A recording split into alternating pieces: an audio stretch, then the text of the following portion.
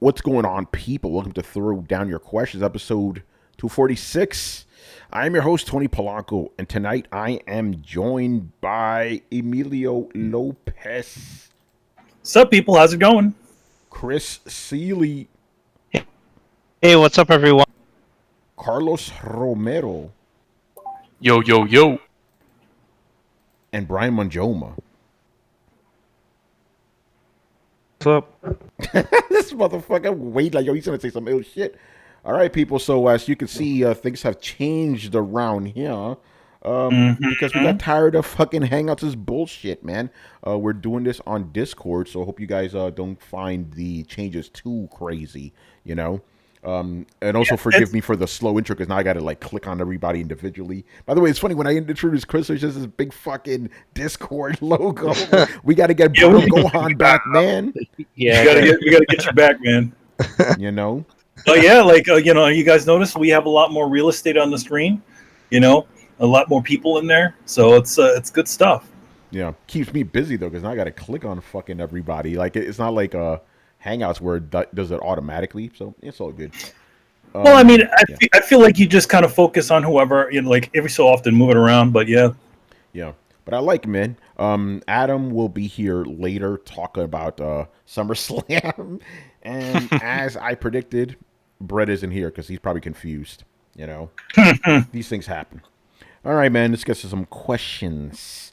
So first up, we got Mr.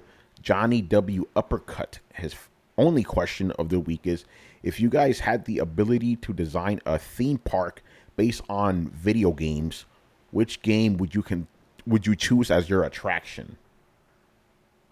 I mean, it's kind of already happening, but the Mario franchise, the Super Mario franchise, yeah, the There's Epic like Universal. I think they showed the concept art. They showed the cops. What? Concept art. The concept art of the park, and there's a Nintendo area, with like Bowser's Castle and a big indoor thing that's probably Mario Kart. Yeah, how about a God of War theme park? That'd be crazy. I mean, maybe an alternate reality world where having bloody violence inside of a theme park was cool. Yeah, maybe you could have had a theme park like that back when Sonic the Hedgehog actually was good. You know. Oh. I mean, yeah, you can kind of do a Sonic thing.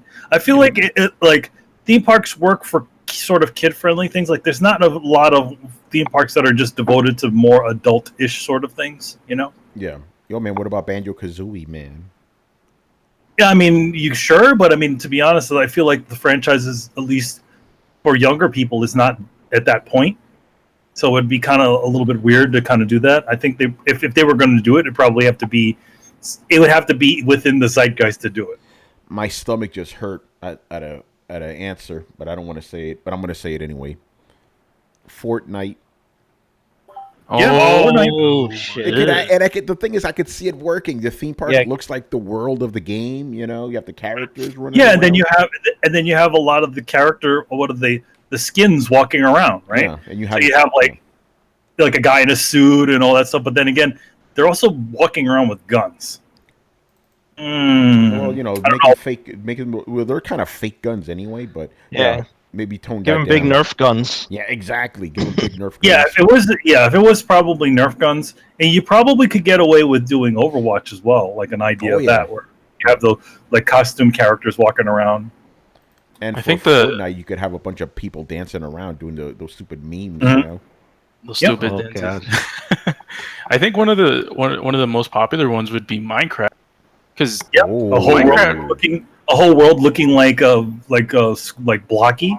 It's like Legoland, but different, but really the same. Because you can make it anything.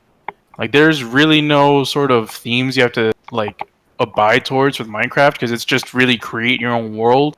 So it can be anything, really. I feel like they would probably just sort of keep it to things that are kind of known by people, that are just general things. You know, like a character that looks somewhat like, like the enemies of the game, and all that stuff. You'd see those things walking around. Yeah. Yeah, and they can do like a lot a lot of collaborations with other IPs. Yeah. By the way, it has to be kid friendly, right? Because I'm thinking like a GTA park. No, Versetti like, running okay, around, you know, CJ. so like, like I said, like in our world, certain things will not exist. But in like what if Disneyland decided to do a Kingdom Hearts area? I mean, to be honest, I don't know why they haven't done anything Kingdom Hearts related. Yeah, I don't know. Yeah, they barely talk about it yet. Kingdom Hearts is doing so well, you know. It's Yeah, very Kingdom Hearts does interesting. really well for them. Does really well. The games do really well. A lot of they've only recently started getting into merchandise and all that stuff. But I think the biggest issue with Kingdom Hearts is the fact that Square is a partial owner of it, and they have to. Disney doesn't like to share. Yeah, exactly. Brian, what about a Warframe park? No, I was actually thinking more of a Dark Souls park. Oh, Just pure Pure horror. Give everyone nightmare. Yeah, it's a nightmare world, man. Great. Crystal visited that shit like twice a year, man. Oh yeah, park that's could for be me, the but most I difficult don't, park to not for get the into. kids. Yeah, not for the keys. But yeah, but it's funny because you don't actually see. There's no such thing as a horror or more of an adult-related amusement park. A lot of it is just all sort of family-friendly sort of stuff. Well, you know, they probably do that on purpose, you know. Well, yeah, they do that on purpose. You don't want to scare the kids too badly where they don't want to come back. Yeah. Because I'm pretty sure that's where they get most of their money from, you know. The key is Exactly. Having families, think about it. If you have a mom, a dad, and a kid, that's 3 tickets that you got to pay for, and especially if the family's a lot larger. Oh yeah, forget about it. Man, make money, you know. Money. All right. That's why those movies make so much money. Those like family-friendly sort of movies because you got to bring a squad with you. That's right. Yeah, you got to spend a lot. Of money. Even most of the squad, even most of the kids are probably half price. That's still a lot of money. Yeah. All right. Anything else you guys want to add to this? I think pretty much covered it. All right. Moving on. Black Metal Gamer. So his first question is, if you could travel back in time and show any past civilization our modern gaming technology, who, what, and where would you go? His answer is he wants to go back to the Spanish Inquisition and show them Dante's Inferno. So, yeah, this is a weird question. By the way, who the fuck just joined? Brett. It was indeed me. Yes. Hello, Brett. How are you, man? Yo, I'm upset. I've been unable to locate my Switch since the move. Oh, no. oh, Oh, that's not good. that's yeah. That's Yeah, no. Everybody else seems to be. Oh, don't worry, it'll turn up. I'm like, I'm not saying that. So, by the way, did you move your shit or do you have some movers do it for you? movers. Motherfuckers be like, "Ooh, I got myself a new Switch." Dude, I'm saying. I'm gonna say, like whenever it's funny because like, hopefully it's just misplaced somewhere. But man, like when it comes to like sensitive sort of stuff, don't ever let those guys move that shit. I swear, I don't think that I did, but like I've been through every one of my boxes. Of like, man, like unless it's hiding it, like I haven't unpacked all of them, but I've been through just about all of them. I'm like, man, I'm not finding it. It's starting to make me real nervous. I don't like this. Anyway, I'll repeat the question for you, Brett. If you could travel back in time and show any past civilization our modern gaming technology, who, what, or where would you go? And for example, Black Metal Gamer says he'd like to go to the Spanish Inquisition to show them Dante's Inferno. I mean, if you want to be burned as a witch, sure. What is this sorcery? yeah. I was Yeah, go ahead. I was gonna. Yeah, I think you bring up a good point. It's like if you go back to show this technology to like past civilizations, they're gonna think you're a warlock or a witch and probably kill you. Well, no, not all of them. Like the Mayans, I believe, much to their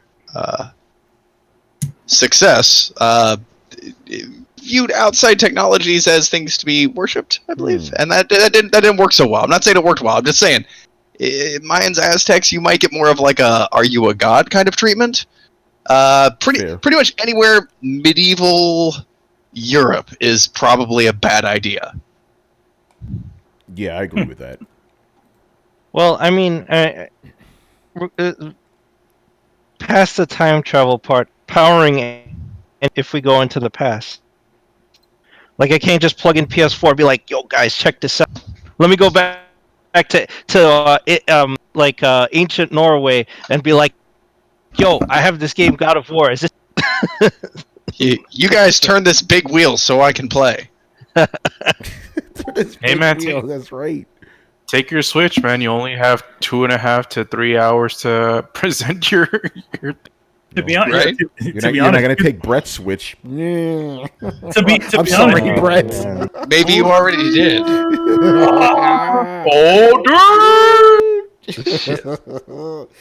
to be honest, you probably like you could bring back even like a console that is not like even that impressive to them, and they'll be like, "Oh, what? What is this What is Atari this 2600?" You know? Yeah, What is right? this sorcery? Moving images? You want to hear a fucked up answer? Uh-oh. What? You go to the late 1930s, early 1940s, I was just about to say this. Uh-oh. Uh-oh. and you show them like a World War II game. It's like, yeah, this is what's about to happen. And Ooh. it's like they based this video game off of this period, and it's not gonna be any good. Oh, okay. And then you find out you're the one that started World War II when they saw that shit. Like, dude, that's fucking awesome. Let's go. Oh, This one Yeah. I mean, this could become a classic time travel question. Like, could you go back and go to Hitler while he was still a painter and be like, I know you're frustrated, but if you keep doing the things that you're thinking about doing, this happens. Right? You think you just play the campaign and be like, fuck it. Oh, shit. Imagine that. He'll pick up an Xbox controller, you know, talking Yeah, he's shit, like- eating Doritos. Yo, Adolf, like this isn't a multi-ending scenario. There's only one ending. One ending, man. Yeah, like, hey, Hitler, we going to Poland today? Nah, I gotta play Halo, man. Yeah. That's it. You come and then you come back one time, everything's all fucked up. You know, it's like there's mutants everywhere just because you didn't let Hitler do what he needed to do. Yeah, dude, like, you know? he ends up, like, Time Travel to the Future, he was the first very charismatic streamer. Later, found me. oh shit. Oh god. Yeah, but then he got canceled because he said the N-word instead of grocery store. Oh my god. Yeah, that sounds about right. Oh God. Oh man. All right. Any other answers to this? Oh, is that Adam? Excuse me. excuse me. Oh, we got the full house right now, man. Yo, my fucking Yeti mic. I had a bunch of kids over playing fucking machines, and they knocked my mic down from my desk, and the shit broke. Uh-oh. See, look, you see That's the why it's top here? dangling. Damn. Yeah, fucking, I got a limp mic. Oh, Yo, Adam, that shit happens to men your age, man. It's perfectly natural, yeah, you know? I can't take a pill for this shit. Yo man, you got to learn the lesson, man. The kid, the dad's room is not the play Wonderland. Lock that place down. This kid, the neighbor kid, came over and he was like, God. "Oh my god!" He saw all the stuff around the games. He was like, "I need to start spending the night here. I need sleepovers." I'm like, "I don't think so." Yeah, I've been sleeping with little kids, Adam, man. What the fuck? Well, now you're breaking my shit. Now you ain't never coming back. You never A coming little back. bit. Yeah, I'm telling you. Yeah, he was like, "Oh, Titanfall. I want to play Call of Duty." I'm like, "Yeah, hey, you're not playing this." And yeah, but he You shouldn't moved even some know what stuff. those words mean. Exactly. Oh. Dude, this is gonna be the whole show now, just watching Adam struggle. Shit, what is a limp mic? Is more stuff broken? Are you like finding shit all over your? It's falling off. I was messing with it, and now it's like the bottom is loosening. Damn. Yeah, that's crazy. All right, anyway, let's move on. Where the fuck are we? Okay. How important is it for Gears of War 5 to score high on Metacritic? If it doesn't score well, could this further damage Xbox's reputation? Could it? I don't think so. I don't think so. I don't It's think there's anything else to ruin. It's already tarnished. It can't hurt. I But mean, yeah, go like ahead. I feel like I feel like a lot of it needs to be really tempered because everybody's going to be expecting this kind of tour de force game. I think people need to really just kind of cool it and just accept the game as it is instead of just like this is it's got to be the greatest game everywhere. Xbox is done. Well, we talked about this before. How the problem is like, since Xbox doesn't really have a lot of like big exclusives, every time one does come out, it's expected to be the greatest, biggest game of all time. Like all their games kind of have unfair expectations thrown on them. It got like Sea of Thieves got it, which it shouldn't have. It shouldn't have. Yeah. Crackdown got it, and it shouldn't have. And I'm hoping that I know that Gears of War is one of their big cornerstone sort of franchises, but I also feel like the last game was not up to par with the previous ones. I know people liked it. it's just got to change up, but it's one of those things where it's still it's what's expected. You expect certain things from Xbox. You expect a Halo game, a Forza game, and a Gears game. Mhm. So even if they can just get half that audience back every time there's another outing, they'll be fine. By the way, completely off topic, Adam, why is your video quality so shitty tonight? I wonder if it's because of Discord or maybe the kids did something on your end. No, the only thing they messed with was with the mic. The mic felt that was attached to my desk, but nothing on my computer, man. Interesting. I mean, it's just this kind of the way it happens. The video Adam's kind of usually crisp, Anyway, so yeah. I mean, I don't know. It's an when it comes to Metacritic, you guys know how I feel about that. But yeah, it is just to be fair, it is unfair that every Xbox exclusive is touted to be the greatest thing of all time, and that is very unfair. Yeah, but I also think it is reality. If Gears scores anything below, let's say, an 85, it's going to be deemed like a failure. Yo, what was the 'Cause last people- one? What was the? Actually, I'll look it up. Go ahead, Carlos. Gears 4. No, he means the rating. No, I mean, what was rating. the score on it? I'll look it up. So it's just the optics of the whole situation because like you guys mentioned, like these other exclusives, Xbox exclusives like Sea of Thieves, Crackdown, and what was that one? The one with the robots. Fucking Jesus. Oh, The Mech Warrior? no. it's Oh my god, I'm forgetting the name. The one single player. The one by what's his face? Mikami, right? Not Mikami. Yeah. Yeah. You know what I'm talking about? The Mighty Number 9 guy. Same studio. That's right. It starts with an Forgot the R, name of right? it. Record.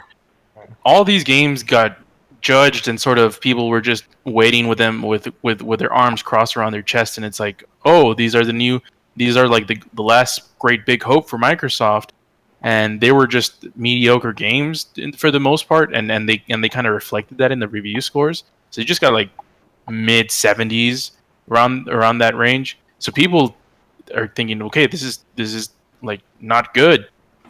And then Microsoft has sort of their big three, Forza, Gears, and Halo, as sort of their these we expect to score high, because Microsoft is sort of like, don't worry, like these are mid-tier games. Our big games are always going to be good, and Forza is always going to get an 80 to 90 score, and Gears too. But if this one doesn't, I think it's going to be bad news. What do you think Gears of War 4 scored? Probably like around an 86. Nope. Lower? Yeah. Mhm. Oh, damn. What was it? 84. Oh, Oh, dude. it's still in the 80s, though. Yeah. So Yeah, I it's- was do going to you say, think I always Gears of War expect like 5 a is 60, gonna score higher? 65. It depends on the direction that they go in. Remember, this from what they showed off. It looked like it was like a Dark Souls type. Remember, that's what they were going for with that type of combat. So if they change it up, then yeah. And it looks like they're doing everyone on the right track of removing all of the microtransactions. Said that it's all day year one or whatever. All that content's going to be free. Start splitting. That always makes people happy to buy these. I know they get more bang for their buck, and it's also part of Game Pass. So Game Pass? Adam, do you think it'll be really bad if this game doesn't score well? it could be, but remember they have a dedicated studio just for this. the coalition that ripped off the coalition website. You know. That lawsuit is still pending right now. Copyright infringement. But yeah, because that came after. Remember, that was a different studio. It was Black Tusk before. Yeah, Black Tusk, and then they just rebranded and everything. So, Gary Schwabe's looking into it. So we'll see what happens. But I think they're expanding that franchise out of this. We've that horrible Funko game that's coming. We got the RTS that looks interesting, and they just never talked about it again. So maybe it got canceled. For all I know, it could be canceled. That RTS. I'm holding my breath for nothing. They announced. That's when they announced like 5 Gears games in one year. That's what I'm saying. They announced a shitload of you know what? We're expanding the universe. We got one coming for your fridge, and we got one coming for the phone. We have a bunch of Gears games that you don't give a shit about. Yeah, Gears for everybody. Oh shit, yeah. Oh man, by the way, shout out to All Day Digital, man. All day. When we were doing the E3 stream for the Microsoft press conference last year, Phil Spencer mentions like, yeah, we're gonna announce like 29 or I don't know some number of new Xbox exclusives, and then he's like, yo man, watch 10 of them be Gears of War games. I mean, it wasn't 10, but it wasn't far off. But you know what? It just makes sense because that's sort of what they did with Halo. So they were like, well, if we have a studio dedicated to just this brand, this franchise, they got to make everything. We got to get the Monopoly version. We got to get all of it. Monopoly version. You know what's going to happen. We got a movie coming. We got Batista over here trying to knocking everybody's door in Hollywood, trying to get that role as Marcus Phoenix, which I think he should get. I think he would be perfect. That'd be cool, yeah. That would be. So we'll see what happens. But then what was it? TV show coming? Oh, that's the Halo one. But anyway, I think they put too much money behind it. I'm sure the testers that they have are through the wazoo that have probably spent hours, weeks, and months testing it, saying, every chapter, we're giving it a thumbs up. It's not going to be one of those games where it's like, all right, we had 2 or 3 guys, they sort of liked it. All right, push it out. You know what I mean? Like they put too much money behind it. If this shit doesn't float, then they're in serious trouble. Like Crackdown, they knew that shit would. And that's why they kept pushing it back. We haven't had any of those issues. Knock on wood, they think it's on the up and up. Yeah, I mean, the biggest issue, the game drops next month, and we still don't know anything about it. We know it's a Gears game. That's the biggest issue with Gears was that Adam didn't test it. Yeah, I didn't need to test it. I give it a seal of approval right there. That's it. It's got matzo. Let's do it. I'm just saying, maybe it's Gears, losing its losing its luster. They can't. Well, I don't know. Tell that to the people who didn't like Judgment. Those people didn't even play it. Large majority of people I know that never played it. I could check their Chivos, and those bitches never play. I knew them. I believe me. I knew these dudes. Man, that shit was wet. It's wet. And I go in there, and I troll their site, and I take a look. By that logic, play it. Like at all, or just much? What? Like you said, like they didn't even turn it on. They didn't even bother playing. No, it wasn't even in their played game list. They never played it. They just shit on it because it's not the part of the official franchise. It's a side piece, and they're like, fuck, I'm not getting. No, it's garbage, man. It's garbage. Bullshit. No, play it. It's a good game. It's a fun game. A lot of elements from that series made it into Gears 4 and 5. A lot of stuff that they added from Horde mode, where you can get the stacks, and then you can go and get different items out, equip barbed wire, and do all those things. That was in Judgment. It's interesting. I gotta play it again. I have Judgment. I haven't played it. Everybody's Judgment like, is so. Yeah, everybody's like, yo, don't play that shit. It's whack, man. Nah, they smoke crack rock. Yo, man. So Adam, you think they should rename the game to Gears of War Pre-Judgment? Oh shit. Well, yeah, why not? Fuck it, yeah, man. Let's go. Yeah, because you're prejudging it, Yeah, they you playing it and they judge it. There's a great backstory. All your questions in the Gear universe get answered. Let's just be honest. Not a lot of people care about that. Damn. I know. They didn't care. But I care. I got the audio books and stuff. Wait. Oh no. I feel like after one. I feel like really? after one that it wasn't like a thing anymore. Like in other words, everybody was like, all right, whatever. Yeah, it's the just guys with guns. Game. Yeah, guys with guns, whatever. All around me, a million days. All right, let's move on. Actually, I'm going to ask the first question to Brett and Adam since you guys weren't here. If you guys had the ability to design a theme park based on a video game or video games, which game or games would you choose as your attractions? Bioshock. Oh, damn. Oh, derp! Brett just, Oh. Brett just, I Yeah, think Brett just stole- Oh, there's the mic. That's a Yeah, mic that's a drop. mic for a drop. lot That's a of mic drop. kids.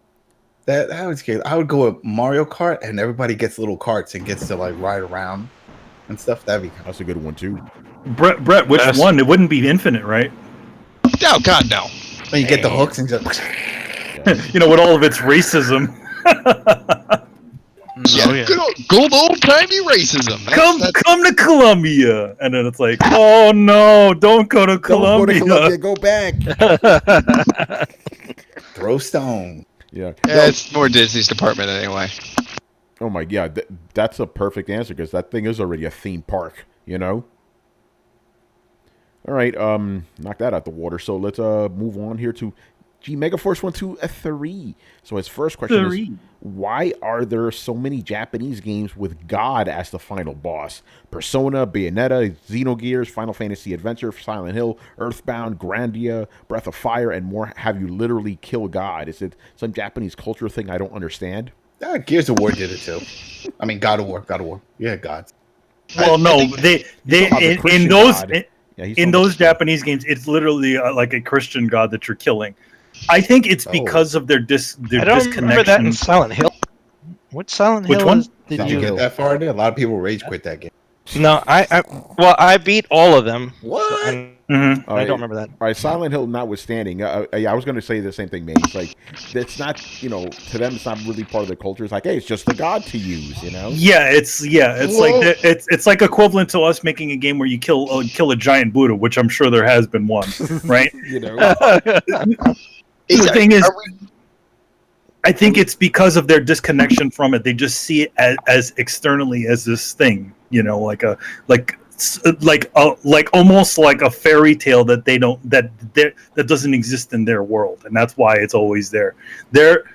I also think that they're not as sensitive about what would be considered blasphemy over here in the States and more religious sort of places. I'm gonna challenge it. Are we sure it's the Judeo-Christian God? Like, what is it? Like a big man in a white robe and a big fluffy beard? Like, how do we know that it's not in that? And we're just not interpreting it that way because of our Western upbringing.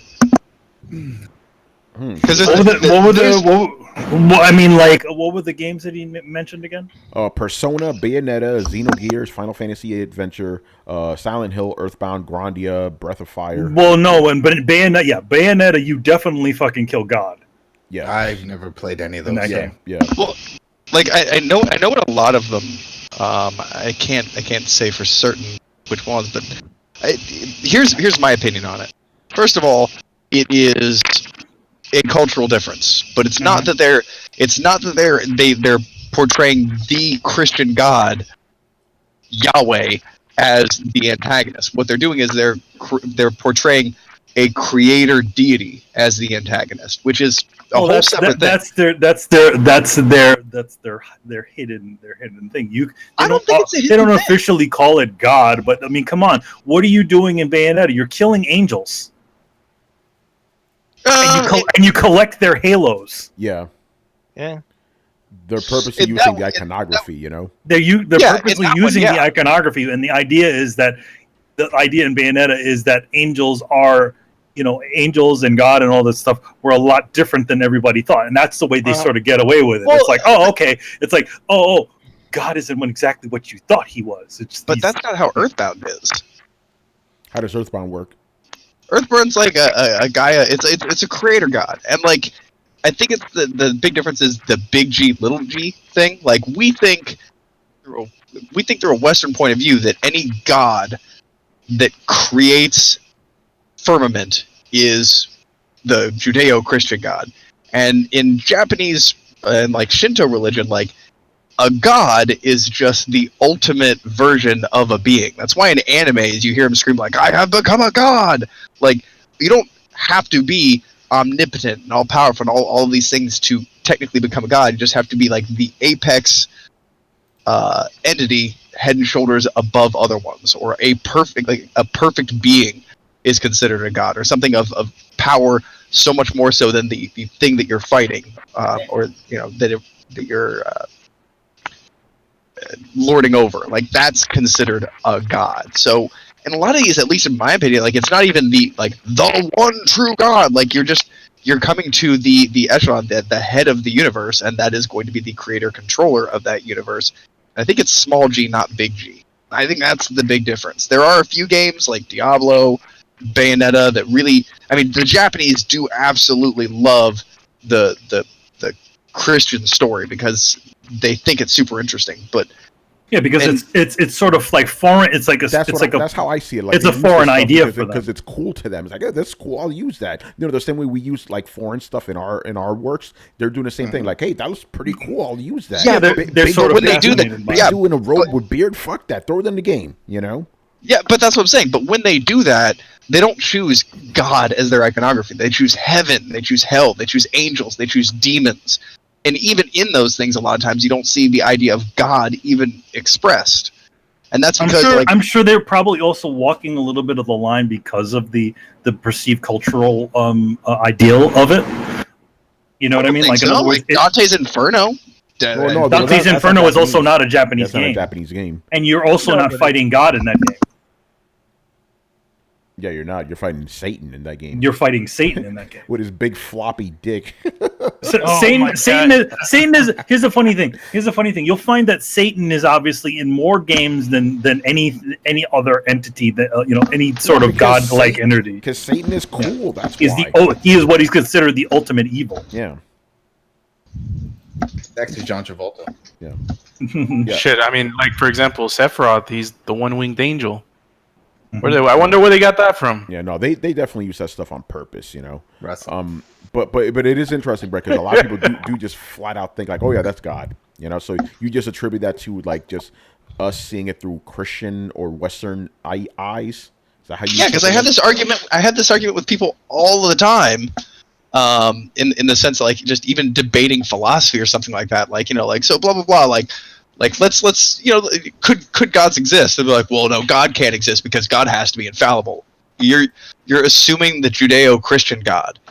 Like if by definition your God can't be infallible, then you're assuming the Judeo-Christian God, and that's the one reason. One of the things that I kind of think is like, God in all of these games is a fallible creator, which is not really in line with the technical definition of what you need to have to be God.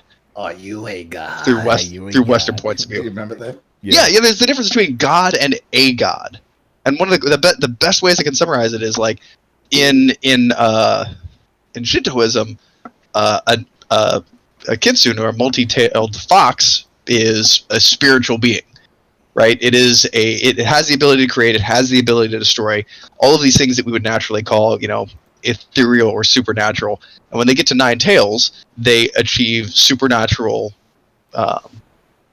apex, where they get to the strongest they can get, and they become so powerful and able to affect reality in such a way that they are considered a god. And that's not because like they are the top of the pile even. It's just they hold that echelon. Smaller case G. Marvel terms. Yeah. And that's in the same way, like I don't think Ego in Marvel was supposed to represent God. It's just kind of that idea of a corrupt creator deity. Like, and yeah, it shares certain thematic similarities, but I don't think it's supposed to be a direct representation. They're just picking and choosing the bits that they like and the bits that they don't. Even anything. Even Smash Brothers, you end up fighting God, but it's just a big fucking hand. Well, the giant hand is actually an allegory for you, the player. Oh, really? The master hand is the player. Interesting. Well, it's in the same sense though, it is the dominant force and creator of that universe. Mm-hmm. Yeah, that's what master hand is supposed to be. Sketch says Evangelion is all about God and angels, including Adam and Eve. Yeah, but anime uses that stuff freely, obviously. But when they do, let's talk about that's what I'm saying. But when they do, they're not just like God. It's always other biblical themes tied into it. Yeah, it's not just like a direct thing. It's like it hints at it, but it's really more borrowing elements than anything because they think it's cool, And I think video games are the same thing. Unless there's other biblical elements of the game, I don't think they're referring to the Christian Abrahamic God. I think they're just referring to a creator deity. But at the same Which- time, I also wouldn't put it past them to know exactly what they're doing, knowing how Westerners are going to interpret this stuff. You can't really deny that either. They may not be thinking about it. It's like, oh yeah, those Westerners are probably going to take it a certain way. Okay, cool, whatever. Or they'll be like, let's just make it into a generic creator deity, even though we totally meant it to be God. You know what I mean? It could also like be that too. Yeah. you could also say that sort of stuff as well. Yep. And I think, yeah, but I'm kind of going by Occam's razor. Like, what benefit is there to have it be specifically the Abrahamic God, and what point is there specifically going to be like? That just seems like a lot of effort. Because of the symbology. Yeah, they know it's going to resonate with Western. They know it's going to they're going to know it's going to resonate with people. So sometimes if you walk that line a little bit, it gets people talking. Exactly. I think they do The that same thing with That killing God resonates with people. No, because they know that shit's gonna fucking be controversial, man. They know that's gonna sell. Yeah, I mean, we the game industry is not above making any sort of controversy to try to get people to talk about their games. GTA. Dante's Inferno. GTA. Dante's Inferno was a huge example of that, where they literally hired fake Christians to boycott to picket in front of Comic-Con to fake boycott the game. Okay, so help me understand here. In a game like Earthbound, you're telling me that they're doing something intentionally subversive to piss people off, but then hiding it so well that nobody makes the connection, so nobody gets pissed off to begin with? It's a case-by-case basis, though. I think it's a case-by-case basis. Not everything is using. I think for them, a game like Earthbound, it's more of an amalgam of ideas. You'll see that there's very uniquely Japanese ideas. There's also Western ideas, and I think that's a lot of the way. Yeah, Go ahead. I just think that the Japanese don't find it taboo to include Christian mythology as a storytelling element as any other mythology, right? Like, you can have a game like nobody's taken Norse mythology seriously, and was like, blasphemy, you can't use the name of Thor and Odin. Nobody's saying that. So blasphemy, how dare you? They anything is on the table, like, for them, and Christianity is a big part of it. After World War II, we introduced that stuff there, so it's a part. It became a part of their culture. It's on the table like everything else, that they can use it for storytelling elements. So they don't mind using it. We're here. It's like, we'll cherry pick little stuff, but very do it like fighting Satan with his dong hanging out and stuff. Like, that's okay. That's fine. Yeah, no, I agree with that. All right, let's move on here. Satan with his dong hanging out. This is an interesting one. Have you ever bought a game solely to profit later? I guess no. like if you're buying a. Yeah. That's my answer is no. Like buying a game. You kind of do, because you have that Nintendo Mini, and you're thinking you say you want to flip that eventually. I open that shit. I'm keeping it. Okay. They busted. Now you can buy them anywhere for cheap. Yeah, it doesn't matter anymore. They kept pimping it out. That was a scam. But Nintendo no, like hawking shit for later. I've never flipped game. No, I never did that. Yeah. Never did that either. I've sold back games because I hated them. Yeah, right. Them, the but shitty I never games, flipped yeah. them.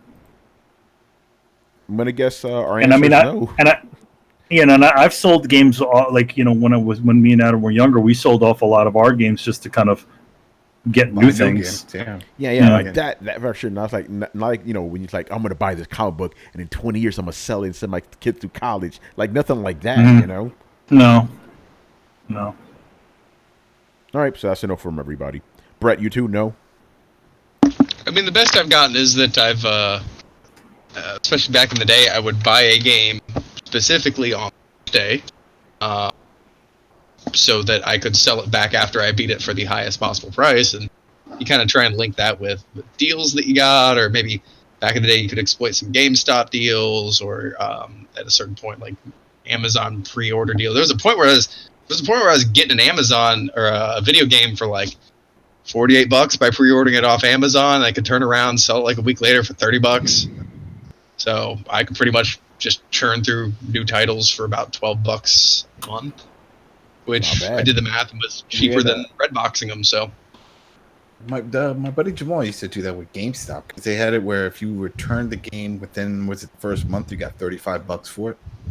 yeah, Then he would beat the game, run through it quick so he can bring it back to get 35 off, get whatever, pretty much get it right. Interesting. All right, so moving on. Oh, I think this is the first time person. I never heard this name. Eurocar 9. I don't know who the fuck that is, man, but is this guy? welcome. This guy. Yeah, so his first question is, why do you think people are so vocal to call out Xbox and their lack of quality AAA exclusives, but don't call out the industry as a whole for essentially doing the same thing this generation? Interesting. I think because Xbox is just one platform, so it kind of just looks worse. Like if you, but it's interesting. Like, what if you broke it down? Like, you had EA and Activision. I still think they would have more exclusives than Xbox, wouldn't they? Let's break this shit down, man. EA and Activision are exclusives? Like, who releases more exclusives, EA or Xbox? They don't. EA doesn't release exclusives. So, by the way, Eurocars Carlos, could you explain this question? 'Cause I'm a little lost here. Yeah, because Manny's right. Like, these companies don't release exclusives, Yeah. Yeah, I was talking more towards the Sony and Nintendo route.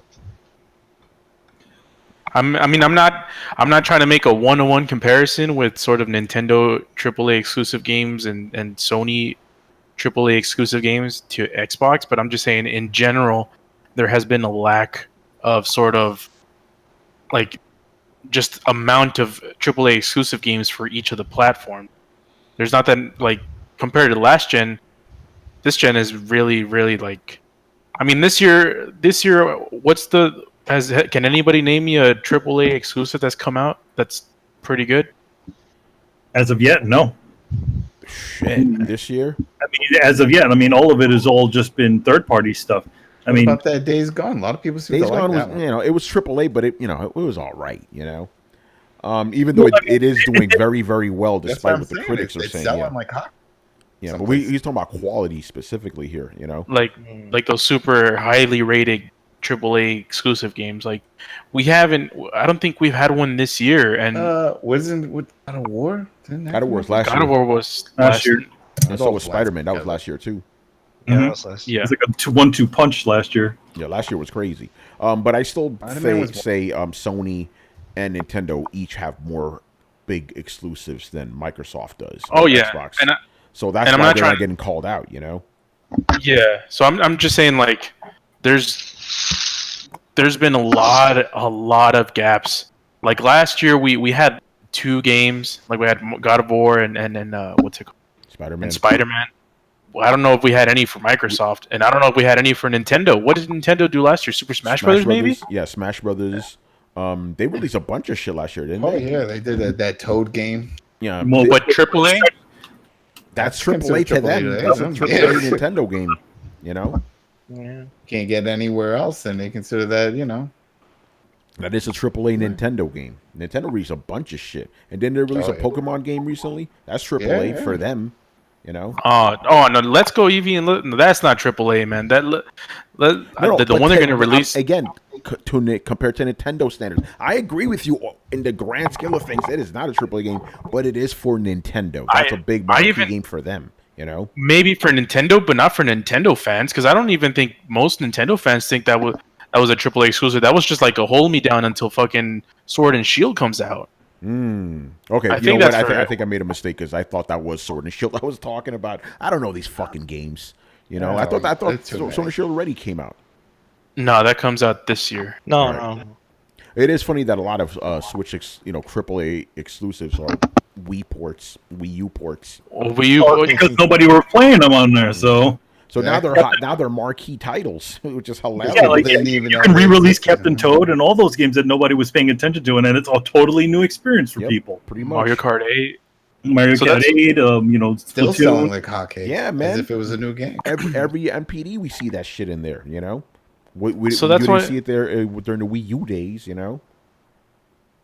Go ahead, That's Carlos. why I kind of raised the question, because like a lot of people criticize Microsoft, and rightfully so, but I don't see a lot of that going spreading out to the other one, even though the other ones probably don't deserve as much of the blame as Microsoft does, but I still don't see anybody criticizing them. Yeah, but here's the thing. Like, are you talking about just this year specifically or the entire No, generation? no, the entire All generation. right, because there you go. Because this last year, everybody's like all the games are trickling down because it's the last year and things are winding down. But if you take the generation as a whole, Sony and Nintendo got way more exclusives than Xbox does easily. And yeah, no, and I'm saying I'm not saying they compared to Xbox they're doing great, but compared to other generations, they're in the shitter. This It's whole like, generation's been bullshit though, if you think about it. So But I also think everybody's sort of complaining about how many exclusives are. But I mean, if at the same time, it's like you realize how long these fucking games take, man. Yeah. Like you can't just be popping out exclusives like left and right like it was back in the day, man. well, the Like- thing is, they're not doing it left and right, and they're not doing it left and left and left. I know that's The thing is, it's like you got there's a whole section of stuff that needs to go in there. You go back into the PlayStation 2 era or even PlayStation 1. Yeah, Sony had guys all over the place popping out games, but at the same time, it's like now there's so much more expectation when it comes to an actual game. Now every game has to have this, or it has to have this. It has to look a specific way. You can't just throw out something out there and be like, okay, we put something out. So let me ask you this. Oh, go ahead, Adam. And then it just keeps And getting patched. And then people bitch about that. It was like, why are you getting all these patches? It was like, we tried to get it out quick. And yeah, But so like, how many games for, like, let's stick with Sony. How many AAA exclusive games per year should a fan expect and be satisfied? should they be? I mean, to be honest, that being satisfied is also a little bit, What about you? For me, I don't. That I can't even really consider myself anything in this because I don't play enough games. I'm not any sort of specific demographic. Like, You for know what I mean? me, Like a I'm gonna, gauge? for me, I say four big AAAs a year is pretty good. yeah, that's what I would say. It's like one for each quarter at least. Yeah, It's like, okay, exactly. uh, Because I'm being realistic about it because I realize that the lion's share of the games that anybody buys on any given console are third parties. So you don't want your first party games being drowned out by the third party. So I think 6 would be nicer. Don't get me wrong, but 4, one per quarter would be fantastic. but how many times do we even get that? I mean, It's we like- started getting a bunch of them starting in 2017, 2018, because, again, like we talked about, it takes about 4 years to make a really good game. Generation started 2013, 2017, so we started seeing some real shit. So, shit takes 'Cause- time. And like Manny said, these games need to be so much bigger now, have so much shit in them. It takes longer. It wasn't like back in the day where you just have 32 megs of fucking memory and just throw out a game in there. It doesn't work like that anymore, You can't kind of get like, yes, I mean, if the people were making games in the way they were, maybe even early PS3 era or something like that, yeah, they could probably get a lot of things out much quicker. But then there's a level that everybody sort of expects, even games that are not even even games that are not even considered to be like top of the food chain. They're like, well, it should look this way or it should look this way. Yeah. But Or it should have. there hasn't been a year this generation, maybe except for 2017, where we actually got to, let's say, for example, Tony's standard, and my standard too, which is at least 4 games. Like 2017 is the only year this generation Sony has released 4 quality AAA exclusive titles. And I don't even know if there's 4. I can think 3 off the top of my head. And also, I'm just going to be real right now. The quality of Sony's games, even if there's less of them, is so much higher than Microsoft's. That's why they get a little bit of a pass. Like, okay, we get less of these, but they're fucking better than everything out there. So I think that helps a lot too. Same thing with Nintendo. Same deal with Nintendo. People are like, yo, these games are fucking hot. So whatever. Yeah, like for example, when a game like Mario comes out or Zelda comes out, It's going to be better. Yeah, they have like a Unless 4 to it's 6 month grace from a- period where. Oh, go ahead. no, I'm saying unless they're a pork see a lot of people still bitching about. But even the ports Mario are fucking doing gangbusters. Yeah. You know. Super Mario Brothers U. I mean, Mario Kart Nin- 8 selling like Listen, I know Carlos, you don't like calling some of these games AAA, but Nintendo has a AAA game every month. For their fans at least. To their standards. So Nintendo's blowing away everybody right now, even though a lot of those fucking games are just reprints or whatever. Yeah, they're just ports of the previous generation. Like, let's They're say selling like crazy all the time. Let's say if it was something like that, like literally, they took this, like, let's say, for the sake of conversation, Microsoft decided to take all the big exclusives from their era, on the 360 era, and just started reprinting them all for the Xbox to kind of fill in the space between, the actual new games. Yeah. Exactly. But they already gave you that with the backwards compatibility. Yeah, like that's they didn't true. really They need used to to. send us emails out. Which games, exclusive Xbox OG games, would you like to see in the PC? And then we got them all. Well, how many studios does Microsoft own? Like they could have this outpour of content in a couple years, but the thing is, will it be like right now? Nobody's produced an exclusive for them yet. That's like, oh my god, this is amazing recognition, except for Gears and Halo. That's all they're known for. Yeah. So you got the We Happy Few studio. What are they? We Happy Few wasn't even a. Chris, Chris, you you cut and- out. Yeah. I said Yeah, the We Happy Few. We Happy Few studio is making something for them, right? But we don't know what it is, and We Happy Few wasn't a good game. Yeah. So you don't have that kind of trust there. Like, okay, what are these guys going to do? They have shown so little of Gears 5. I'm concerned of that game. Don't be that big. And it's like, so the only thing that the people would look forward to is Halo Infinite, which is like, Halo is kind of on its last grace, I think. Yeah. I If agree. Halo Infinite Halo is done, and then I don't know what the other 20 studios they bought are. Yeah. Yeah. No, but yeah, Carlos, so just to get the heart of your thing, yes, this generation's been crap. I agree with you. But just the fact that Sony has higher quality games and Nintendo just has so many of them gives them a pass over Microsoft. You know what's I'll Go ahead, Carlos. just to the heart of the point again. It's like we're talking about God of War and Spider-Man, and those games came out last year, and we're already in August of 2019, and we're still like hanging off the threads of those games. So it's like, and the pipeline. I mean, it seems like, and here's the crazy thing. I think we're talking about a pipeline. Like, yeah, we can expect the first 1 or 2 or maybe 3 years of the generation are going to be kind of slow. There's a whole bunch of remasters. There's a whole bunch of shitty like first part of the gen games like Killzone and shit. And it's like, no, but the studios are working on it, and they're gonna start popping up. So we get to 2016, Uncharted comes out, Uncharted 4, and then like 2017 we get Horizon and Persona and some other games, and then 2018 comes out and there's Spider-Man and fucking God of War, and then it seems like the pipeline is done. It's like, well, that's it. That's what we get. I'm going to tell you this right now. Expect the same thing next generation, maybe even worse. These games. It might be worse. It might be worse. Yeah. So you may be looking back at this generation, going, "Fuck, we had it good back then." Think So about why how is scary everybody that excited is. why is everybody excited for new consoles then if we're not going to get anything really cool to play on it? Because it's a refresh. I hate this gen, man. I just want to start over. Don't expect things to get better next gen, man. I'm telling you right now.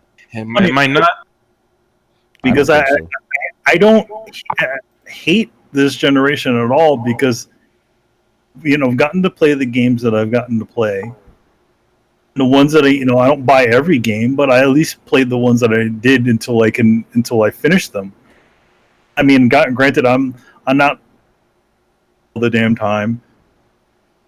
Manny, you're cutting out too, man. Hello? Yeah, there he goes. Yeah. No, I'm not rolling in dough or all that stuff, but I don't know. I just didn't feel like this generation was that bad. I feel like we start comparing generation. It's not a fair comparison for one reason, is because they because of just the time that it needs to take to make these sorts of games now, and the expectations that people have for them. Yeah, every game has to be open world, procedure generated, massively multiplayer, online RPG, all this other shit, like Most of the- everything, you know. Most of the games, with the exception of like God of War, most of the games that have been released this year are some sort of open world game, which have to have fully developed worlds that you can walk around anywhere, you can do anything you want. Where is the point? It's like but now if everybody's expecting a pretty much fully developed world, obviously you can't get those games out as quickly. Yeah, you and then you expect them to be shiny and pretty looking games. You know what I mean? I don't know. Yeah, People need to lower their expectations. that's not gonna happen. The expectations keep going up and up and up every year. No, the expectations is just expect your games to come a lot later, especially if people start bitching about all the grind and all that stuff. Well, what do you want? People are talking about like artificial game extension, where in other words you have to grind for a little bit longer to grind to kind of keep the game so that you can get further in the game, as opposed to just kind of playing through. So like, which is it? Do you just want to play through the game and breeze through it, or do you want to do yourself? You want them to make more content, but you're not willing to pay more money for it. It's a great point. There is some sort of breaking point here. Yeah. Yeah, I think people that's need to pay more money for the game. Everybody's pissed off about microtransactions, but at the same time, they're pissed off about microtransactions. But yet, what about the other side of things? Well, I mean, I agree to an extent, but the developers are to blame for this too, because you have like, quote unquote, the expectations of what a game should be, and it's like, yeah, if you release the Order 1886, you're gonna have a whole bunch of haters shitting on it. First of all, because there's a whole bunch of fanboys just shitting on any game that's coming out exclusively for a PlayStation console, and two, because it was short. But the game sold well, but developers, just because they got blowback by a rabid part of another fan base, they think this isn't the type of game we want to make. So that's the developers for not noticing that there are people that want to play these games.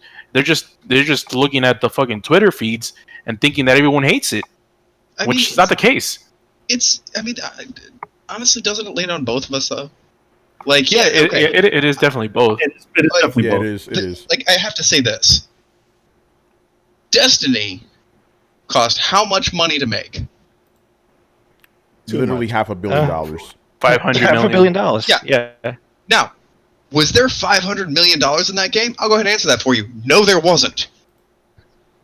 Not compared to what we average. Like the cost of production of that game compared to the extra benefit that they got out of it was it was around like Yeah, I was gonna say 250,000 of it was actually for advertisement. So yeah, still, which is terrifying. Well, no. My point being that you can't just throw more money at something and get a better product. And by the inverse of that, you don't have to just throw money at things to get a good product. The problem that we've come into. I think the biggest issue with Destiny was that the fact that they had a bunch of false starts. But it's not about Destiny. It's about showing a non-correlation between cost and value. I mean, Hellblade was a small team, and yeah, it wasn't a big AAA title, but you don't have to spend $500 million to get a game out that is considered a AAA quality. Now, what you do spend that much money on is making absolutely fucking sure that this game is going to hit, because you don't want to take an L on any of these. We've stopped taking risks. And because we've stopped taking risks, games have gotten homogenized. And because of this homogenization, it is now taking longer to develop these games because they have to double check every single thing. It's on both of us. It's the fact that we bitch about every single game. Yep. If we can find one small thing, one small puddle that doesn't look fucking perfect, then everybody jumps on the bandwagon. And we're guilty of it too. Like, I can't tell you, like, yeah, they're probably not going to put a lot. Yeah, they're going to take forever making the next Fallout 5. You know why? Because every one of you lost your shit over a game that you didn't even play. So we're all fucking guilty for it, even the people in this room right here. But we do need to stop. We need to start letting games just be what they are and stop criticizing them for the things that they don't have. Otherwise, we're just going to continue to get the golden corral of video games every fucking time. The fucking mediocre Golden corral. That's what Damn. all I games know. become. I just remember Yeah. Chris calling them Applebee's games. It's the same kind of deal, you know. Yeah, Yeah, dude, yeah. Yeah, you want a little bit of everything? Like, oh yeah, sure. I mean, the fried chicken fucking sucks, but at least you get ham too. Like, well, I don't want shitty chicken and shitty ham. How about you just give me a good fucking ham? But no. But then all the people who might like chicken are gonna get all up in arms about that shit. Like, if we took the approach we take to video games to literally anything else, to picking out dinner, we would all fucking starve to death. Oh man, I love it. You're right about that though. It's like, yo, man, I just want some fried chicken. I don't want like everything. You know, come on. Because I think a lot of times what's happening now is that now games are not. And I'll agree with Brett that they're not taking chances, but because the reason why they're not taking chances is because these are those surefire sort of things, Applebee's, and they're giving us this sort of stuff because these are things that already worked. And being that these are silly time tested sort of things, now the expectation is to have these things everywhere, Yeah, which and- stinks. And I get that.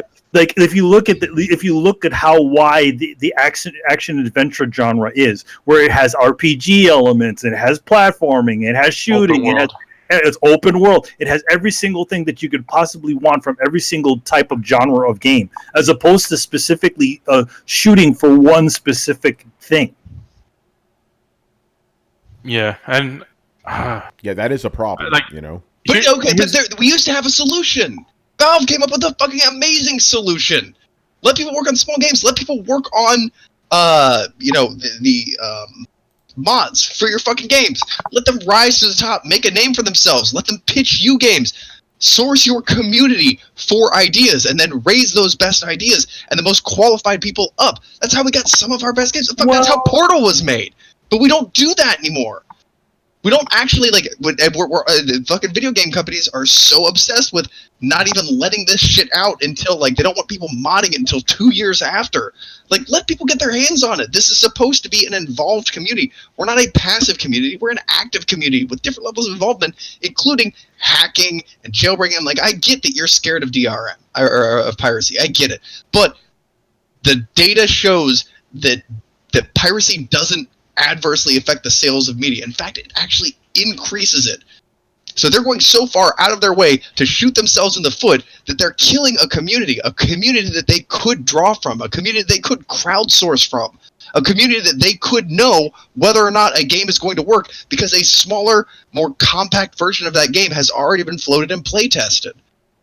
And the fucking thing is, out of all of this research and all of this carefulness and everything like that, it doesn't mean fucking shit. You know what I saw in the PlayStation Store the other day? You know what one of the most downloaded games on PlayStation Store is? Fucking Ark! Fucking Ark! And it's still not done! It is still not finished! It has made millions and millions and millions of dollars being a hot, broken piece of shit. This is the hot, broken piece of shit people want to put YouTube videos up about. Because they fucking like sharing it. Like, we still, for all of our progress, they have no idea what's going to make a game good. And yet you see Steam, and I'm sure Brian would probably agree with me on this one, like, you see Steam actually doing it right. Except now Steam is just overladen with way too much shit, and you can't cut the bullshit to the good games anymore. So we're coming in going, I don't honestly know what the answer is, but I do know keeping everything, fucking hidden under a tarp. Like, we're getting more and more secrecy. We're seeing less and less about things coming out. Because they're wanting to, spread and sprinkle along the information, and all it tells us about it is 3 years fucking ahead of time. Like, these things, they're just getting safer and safer and safer bets, and every time we do it, it gets a little worse. And that's how we end up where we're at. We need to start having a huge influx of second-party developers, or this shit is never going to end, and we're never going to get fresh ideas. Fresh ideas comes from the independent department. I think because there's not a lot that needs to go into those sorts of games, they're able to innovate. think a lot of and that's what I'm saying. are Exactly. using, They done a small using scale. using like doing essentially like, okay, that sounds like a good idea. Let's expand on that idea. And I think that's a great idea.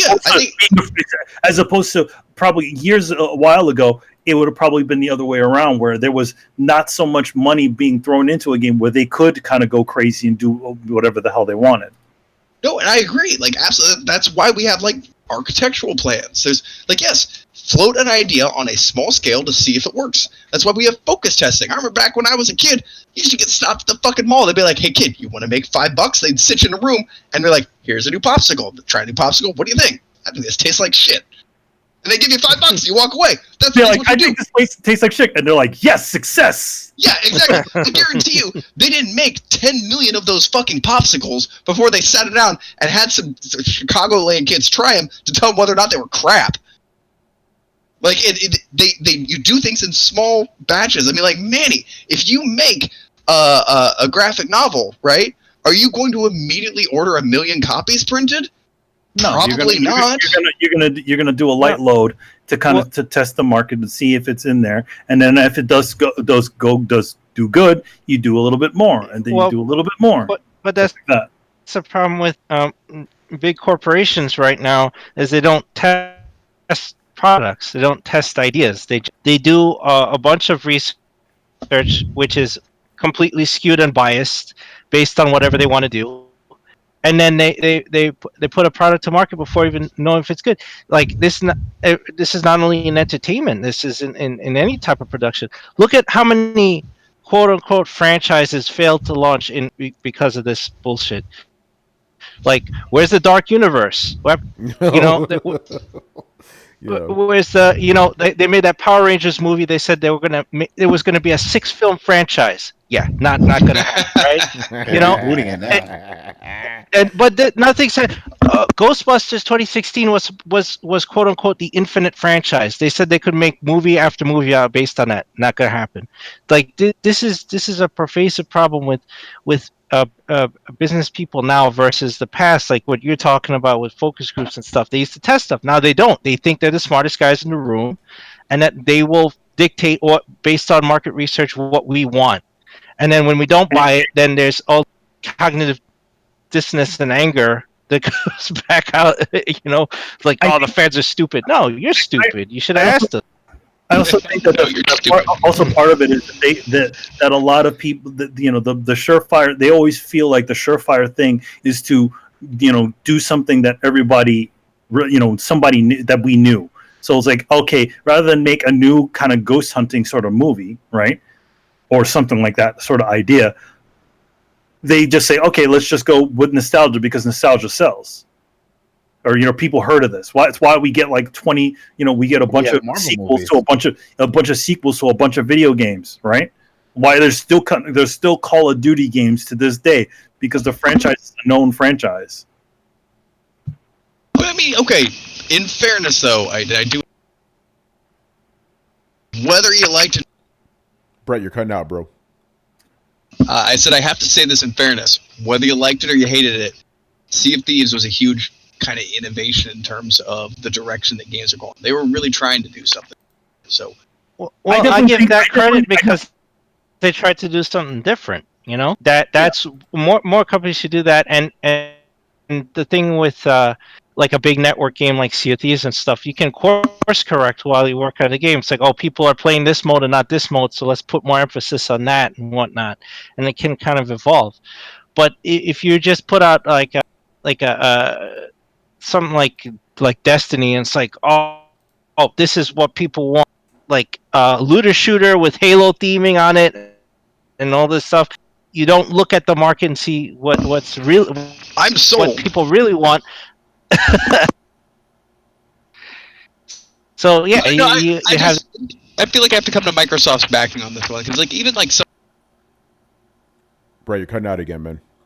I'm wondering Microsoft- if Discord is doing it because we've all cut out. Yeah, we've all been doing It's it. probably been. Yeah.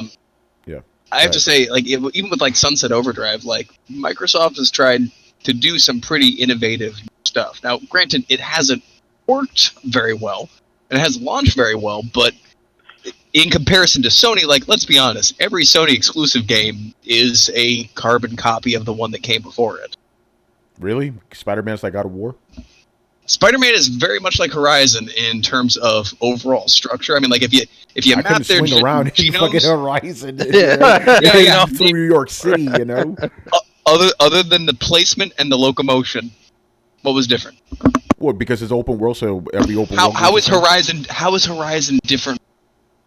From Really, Spider-Man? all that? Because it's a game like set in the. I mean, the only difference is the fucking open world.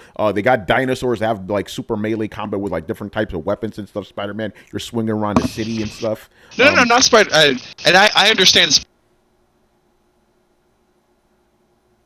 The world open. The open world expands with the story.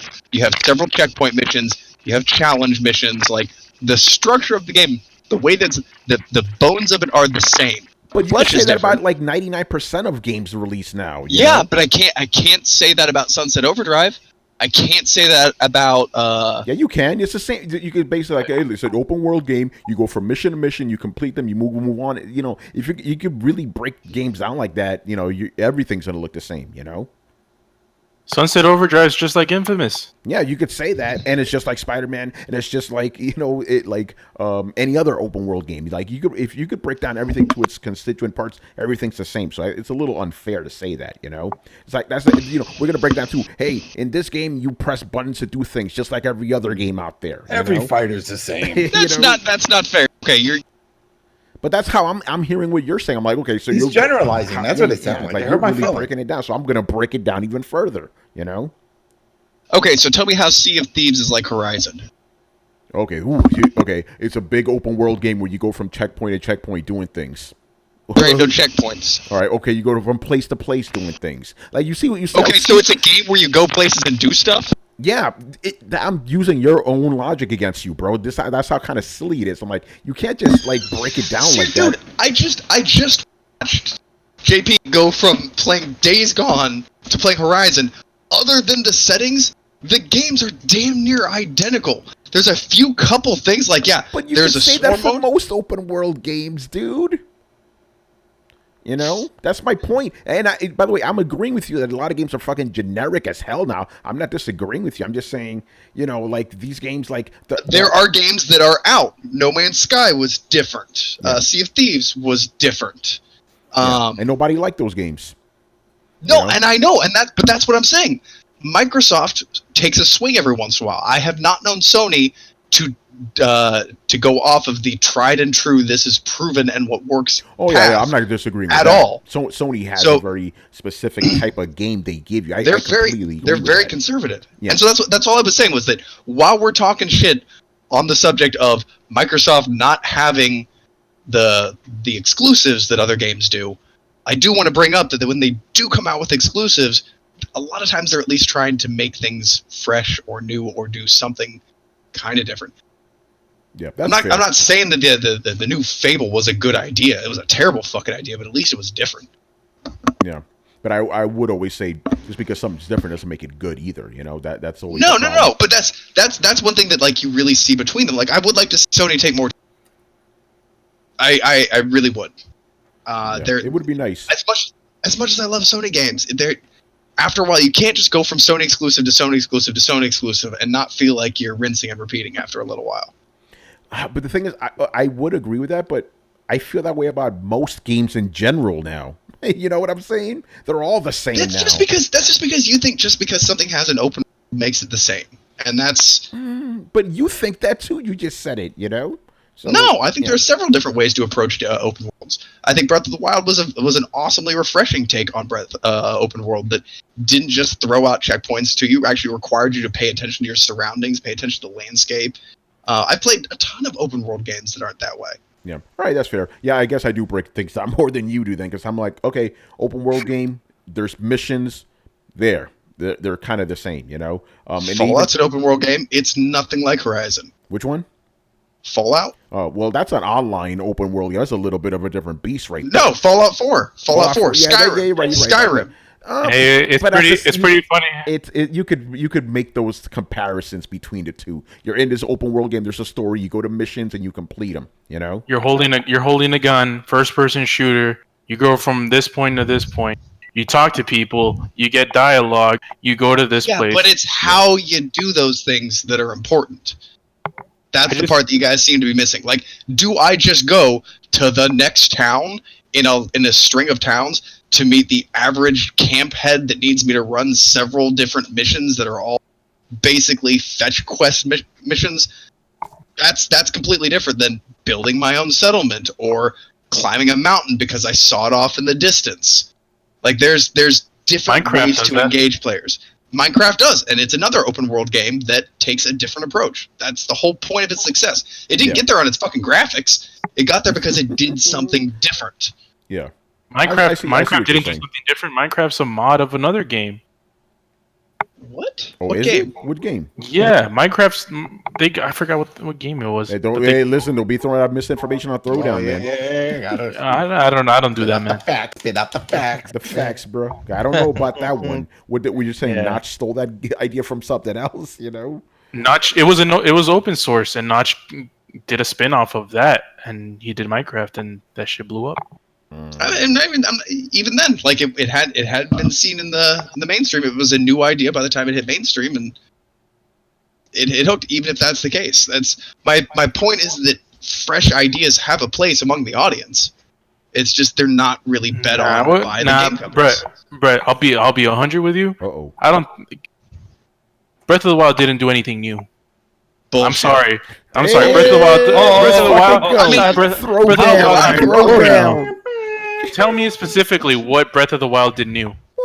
It didn't You give can you any climb checkpoints to blindly run towards. What? How's that new? It didn't give you any checkpoints to run towards. Yeah. You can't think of another game that does that. Okay, you want me to put it a little bit better? It curated the visual space so in a way so that your natural curiosity, along with landmarks in the distance, inevitably drew you towards what was an unfolding quest that happened at your own pace and essentially became emergent storyline that was carried and sticked through curiosity. I didn't go to a place in Breath of the Wild because they fucking told me to. Oh, you want me to answer that question then? Uh-oh. Fallout 3 did that to me. Did what? Whatever you just said, it did it to me. Fallout 3 3. lets you go off and do your own thing? Yes. Yeah, that's a good thing. That's So why I what- also like so what- Fallout. so- But his point being is that you're applying Oh, something that is in terms of already- how it did it. Okay, yeah, but Fallout 3 did it completely different than Breath of the Wild. Breath of the Wild. I'm saying the mechanic of the whole thing. It's nothing new. It is. And No, I'm it's telling you, not. we're gonna have to agree to disagree. Oh, There- I thought there you has- didn't like that, Brett. What's up, man? I thought you didn't don't, like but that. I can't Can I convince bring- him that he's wrong because here's the deal: Alright.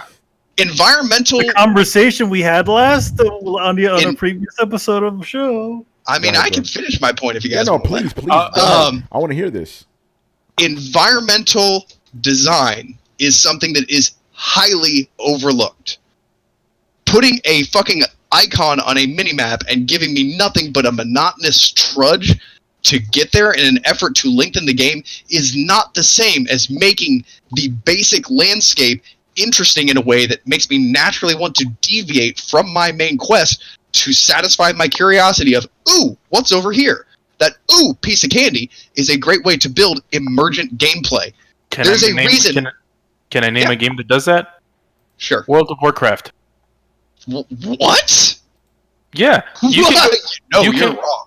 you can go. World of you can- Warcraft is the most fetch questy bullshit ever. No, it doesn't tell you where. It doesn't tell you anything. You start on the world. It gives you a cutscene, and you're off on your own. It doesn't tell you where you have to go bro, over here. you run into town, you find a question mark, you blaze through the text You as don't- quick as possible, you go to the point on the minimap it tells you, No, you kill the amount of that's- things that no, it told Brett, you to do, Brett, but and you here's the run back thing, and turn it Brett. in. But here's the thing. That's how you'd run through it. You don't have to do that. You can do exactly what you did for Breath of the Wild in WoW. No, you Oh, there's can't, a- because the environmental detailing is not that way. It does not usher you through the environment to the places you want to be. Like Conan, the Conan online game pushes you through the entire world without ever giving you a fucking quest to do so, just through naturally. So how's Breath of the Wild unique if Conan does that? Wait, are you trying to pin me down to say that like Breath of the Wild, every aspect and no other game has ever done it? Or are we talking about popular games versus? No, you're saying because this whole thing started with, hey, games aren't doing anything new these days. They're all cookie cutter, doing the same shit that everything else does. And then you talked about the games that you liked that do those things. And then you mentioned, and then I asked you what game does that in Breath of the Wild, and you said, oh, it does the whole whatever the hell you said, and then you just said Conan does that, and I'm like, yes, so both Conan and Breath of the Wild do that. Yes, and Fallout. So there are two. No, Fallout doesn't do that. Yeah, it does. Fallout, you can go. Fallout doesn't beckon you away by way of good environmental design. Fallout sidetracks you with intentionally needing bullshit for your settlement, as well as sidetracking narrative things. You run into somebody who has a QuickTime event or whatever that's randomly generated, so you find somebody who tells you something, who sends you on this quest. And the way that you approach that, the order in which you do it, develops an emergent storyline, which is the reason why you can sit down with a significant other and be like, where you've both played Fallout or Skyrim all day and literally have the discussion of, what'd you do in Fallout today? Oh, I've never seen that. That's a weird thing. What did you do? Oh, that's not the way I can finish that. It went down a whole complete quest. You get a completely different experience, even with two people playing the exact same game in the exact same place at the exact same time. And that happens because of that emergent narrative. But that's done in Fallout and Skyrim through narrative misdirection. You're trying to get to fight this fucking dragon, and then you see a little place that you can loot. And then somebody tells you about a bandit camp, so you go and fight the bandit camp. And then, oh, fuck, there's like a whole fucking dungeon down here. Well, I may as well fucking kill everybody in the dungeon. Oh, I found some cool shit to sell. It's a different gameplay loop. There's a lot of stuff in Fallout that they don't even tell you about. There might be hints on the story where you're on a quest and they're like, oh yeah, I remember there's this cult in the middle of whatever, and that's all they do. You don't even have to do the main missions to get to do that. You just stumble upon that freaking cult where all the trees are at, and you're like, oh shit, I didn't even know this shit existed. I think they talked about it in someone talked about it in a random dialogue scene somewhere. But the only reason why I even stumbled upon this is because I started traversing through the world, because I've never been to that corner of the map. And I ran there, and something popped up, and I'm like, "Oh shit!" So you looked at the map and went to there because of the map, not because of the detailed visual landscape quietly beckoning you that way. Well, I'm not as sophisticated to phrase it that way, so I don't know. But that's literally what I'm talking about. Good environmental design is when you climb a mountain, you're like, "Oh shit, is that a river? What is that over there?" And then you go over there and figure out what that is, and then but that's not the game. The game doesn't explicitly make you do that. You can do that on your own. Like that experience. They talk about how Breath of the Wild was designed specifically to do that. Yeah, and you fell for the juice. That's what they get you. It's like, we made this game specifically so like you can run over this and let your creativity. Wait, you think I heard that before I played the game?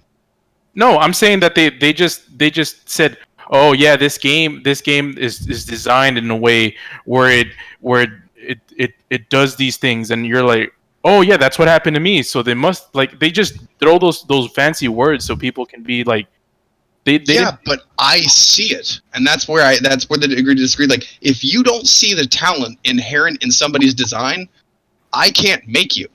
But as somebody whose huge passion it is in environmental design, I love building castles and fucking tree forts, and any game that I can build something in, I love to do it, and I pay extreme attention to where the eye is being led, to what is lighting up, to what way you're being beckoned. It's basic visual flow. It's a basic fundamental of art and should be employed in a digital environment. And I can really appreciate when people do that well.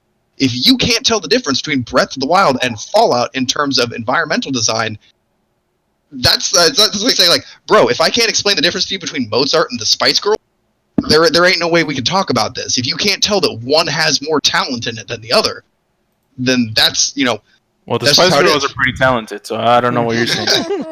But what I'm saying is most of the time they don't care to create an interesting visual landscape because they know I don't know. I wouldn't say that. I think that people are just throwing things together. I think there is just a general aesthetic that goes within making a lot of games. A bunch of them are procedurally generated. And Tony, before you say anything, procedurally generated. Also, wait, I heard my name. A bunch of games are procedurally generated, but they're also directed. You are aware that a lot of Spider-Man a lot of the buildings in Spider-Man were procedurally generated, correct? But at the same time, it was also given parameters and directed. So if they didn't want a certain building there, and they had leads directing each section of the thing. So in other words, they had it procedurally generated, but then they also fine-tuned it and made it, made it better. So at the same time, it's like I do think that there is a general method to the madness when it comes to these sorts of things. You know what I mean? But you're not going to convince me that procedurally... Okay, never mind. I do think that there are generally there are design choices that are made, and I also say that that Breath of the Wild, despite it being highly directed, also probably has procedurally generated elements within it.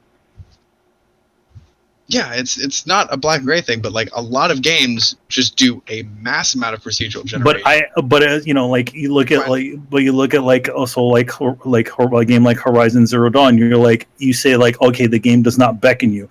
The game actually kind of does. You kind of look around the environment and you do see points of interest, just like you would see in Breath of the Wild. But granted, it's a little bit more constrained than Breath. There's a lot more fields in Breath of the Wild. Yeah, there's in Horizon there's those bases where it's like you don't they don't tell you to go there. And we also talk about environmental storytelling beckoning you further. A smaller level of that is the game journey.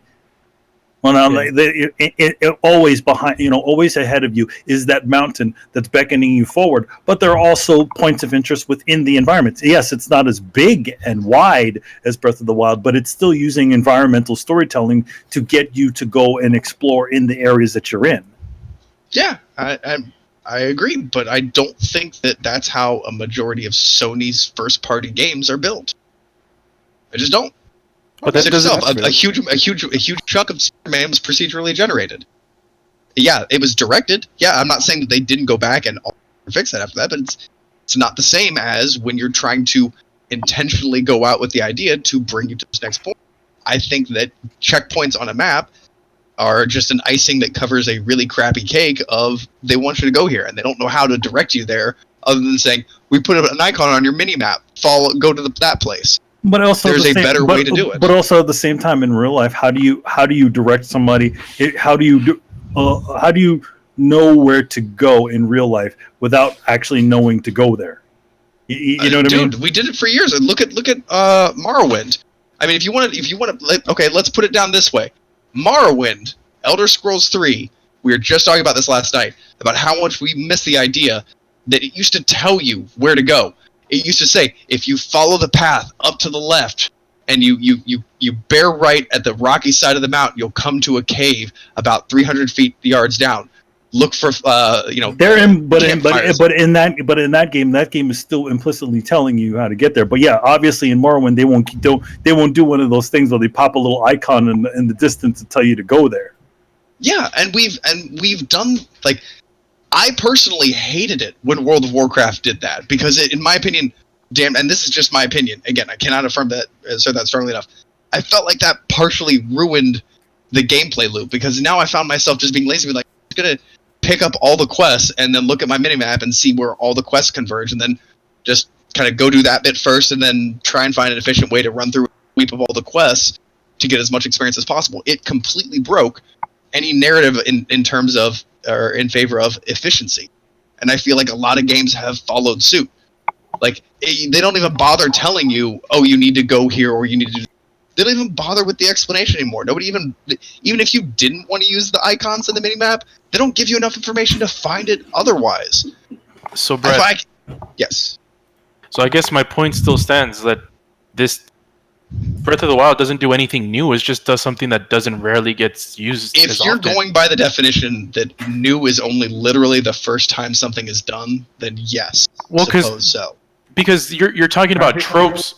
Oh, go ahead, Brett. I'm Brian. You can climb pretty much any surface. I still yet to see a game where you can climb so many things like Breath of the Assassin's Wild Creed does. Origins and Odyssey. Can you climb like every single wall? Yeah, everything. Yeah, All that yeah. You is climb everything. Yeah, they copied it, but because they I don't know if copied they're it. copied. They were in development at the same time. I don't think they copied it, dude. I think they came to. Oh, the same, yeah. I think they came to the same conclusion at the same time. You know. I Oh don't yeah, think they sure. copied it, Assassin's yeah. Creed, after like 7, it all of a sudden had the idea to do the thing. So that wait, Nintendo you're was telling me highly that in publicizing. so you're telling me that in 6 months, the 6 months between when Breath of the Wild came out and when Origins came out, they decided that we're gonna steal this mechanic. They had it in development for years, bro. I think Breath of the Wild was in development for longer than AC Creed was, because AC comes out like what every Yeah. they have, Origins, by the it's way, like Origins, about, yeah. like every 2. Yeah, but when did they think release say it? that Yeah, they both released the same year. They both released 2017. And I believe they were both. Maybe Even Breath of the then, Wild was in development like, for a year longer, but they. Breath of the Wild was yeah, was meant to come out for the Wii U, like before the Switch was even a thing. yeah, but Yeah, and they were had, they like, touting that development mechanic? way Because before. I don't see. Yes, they were. I didn't even know about the mechanic until the game dropped. What? I told you about it before the game dropped. I didn't hear that shit. Yeah, I don't know about The it. words came out of my mouth. That's why I was telling you one of the reasons I was so excited about it. Yeah, I thought you were excited about it because of the weapon fragility. What? No, he's fucking with you, Brett. No, Oh, I I see. actually, I'll be honest with you. I don't remember you talking about this game at all. I'm just being real, you know. But I didn't know about the climbing shit until I played it myself. I'm like, oh shit, you can climb anything. This is crazy, Yeah. you know. But also, Yeah, also think that it in that it wasn't in your wheel well of looking into. Yeah. You know what I mean? Yeah, It was but- yeah. like Breath of the Wild wasn't the thing that you were waiting to see. So whatever came over your table, it's like, okay, that's fine, but Yeah, but the point I is, mean, aside- I give- go ahead, I give- yeah, Chris, I go would ahead. disagree. Like people were really waiting for Breath of the Wild. Remember when that spider game? no, I'm talking about Tony came out? specifically. Oh, Tony. Okay, I was about to say like I'm talking. Well, I'm I not was- talking about I- everybody. Yeah, yeah. yeah, Hip-Hop Gamer's mind just melted out of his skull. You know, like yeah. Oh no, Like, I knew the game was coming. trying to It was do like, this- as a Zelda game. Who gives a fuck, you know? He knew that. See, the thing is that Tony knew there was hype, but I don't think he delved that much deeper into whatever it was. Yeah, I knew about the Climb Anywhere thing, and I don't even own a Switch, or wasn't even planning to buy the thing. I didn't know about it. I was like, oh shit, this is crazy. And then I saw Origins, and I'm like, okay, Origins does it better because I don't have to get tired anymore. Because that was the main thing of Zelda. It's like you get tired eventually. Origins, you just climb where the fuck you want, and as long as you want. It was fantastic, you know. But I do agree more games do that because when I went back to play Horizon Zero Dawn, when the DLC dropped, I'm like, fuck, I can't climb anything anymore. I have to look for little legends and shit, you know. I mean, go I'll ahead. say Zelda did their conveyance really well with. I understand what Brett's talking about with the just looking out in the distance and like, okay, I see the Sheikah Towers. Okay, I know where Hyrule Castle is because there's a big purple smoke monster flying out of it. I have to go there. And then you see Death Mountain, but it has all these regions that if you played Zelda, you know what that you're looking at, right? And it's like, oh, I have to go here, and then there's new areas like, oh, this is pitch black dark forest down there. What's that? So they those things very well better than others. Like, while I've been playing Ghost Recon Wildlands, if I didn't have waypoints and mission markers, no idea where to go. Like, Bolivia is hell to get around. Like, I hate driving in it. Like, I've tried to steal a helicopter every chance I get. Constantly pushing pins in the map. Like, all right, there's the weapon case here. I gotta assassinate this guy. I'm always following an arrow, because everything. Yeah. Oh, Yeah, by the way, Brett, everything you said about the general layout of Breath of the Wild, I don't disagree with you, and I do I have noticed that too, where games are like, you go to a mission, right? The character is just standing there, you talk to him, and then there's something on your map. I'm like, yo, you didn't even tell me where to go. It's like, how do you know it's over there, motherfucker? So I agree with you on that. But at the same time, I do feel that not every game like that has checkpoints. They still have a way for you to know. Like, for example, Red Dead Redemption. I know you don't like the game. You could actually turn all that shit off, and you actually have to listen to them, and they'll lead you to where to go. You actually have to. I pay actually attention really if you want. appreciate that about Yeah. I honestly did. It's the Destiny division. They're You're the cutting out, Brett. Yeah. Oh, Yeah, no, you're right about the Dusting Division. Like those, I think those games are the most guilty of it, dude. It's like, damn, like you go to a guy, click A, there's 3 things on your map. I'm like, he didn't even talk. What the fuck? you know? Oh man, but anyway, good conversation, which filled up a good chunk of time, so that's always good. And the last question of the night, people. Do you think the massive popularity of Fortnite is giving game developers less incentive to be creative? Oh, man. What is this one? well, with Yeah. some, yeah, because they just pop out a battle royale shit. Like, oh, that's all we need to do. Do a shooter, make it look cartoony. Everybody's out to make a buck. I'd Yeah, But pretty at the much. begin, we were saying that that's also could be said in the beginning of this generation when a certain game like Titanfall and a certain game like Evolve came out, where essentially these sort of multiplayer focused sort of games, which don't have a lot of work done on them, but they are something that are just concentrating more on gameplay than just that. Fortnite and a lot of those in PUBG are those same sorts of ideas, where it's just like a simple premise: you kill somebody, you kill everybody until the environment kills you, Yeah. sort of idea. Yeah. No, And I think I that's agree. where, like, here's the thing: like, I do think that it does allow for game studios to put out more games. I mean, like, look at how quickly the guys who made Apex Legends came out, with that game, next to the previous Titanfall game, Titanfall 2. Yeah, they just shitted it out, I think Yeah, I think for a lot of studios is that trying to catch that market, are trying to catch on that and just like, okay, be the next thing. In time, difficult markets, because the only thing that anybody ever thinks of. Yeah, well, they see it as it's the thing that's hitting, is hot right now, so everybody's just jumping on board. Yeah. and they're going to jump on it and add their own sort of semi spin to it. And if they can't catch the cow, catch it right, the cash cow right when it is, they'll figure that, okay, at least we can get a little bit of the runoff. Oh man. Mhm. What do you guys say about this? You think these Does kind of it- does games it make- kill innovation?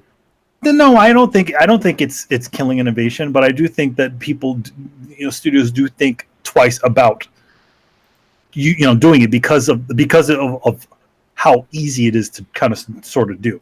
Think about it. Ninja Theory is about to drop one of these fucking games, or something similar. Yeah, but Mhm. this has always been the case with everything. When we first started seeing multiplayer modes pop up, everyone's like, "Oh, well, this is gonna take away from the main game. They're gonna start focusing more on multiplayer because that's where everyone's playing. We're gonna get all these deathmatch modes now." And sure enough, we saw that even Uncharted, which you really didn't need it. Yeah, let's be real. Yeah, You you know. didn't.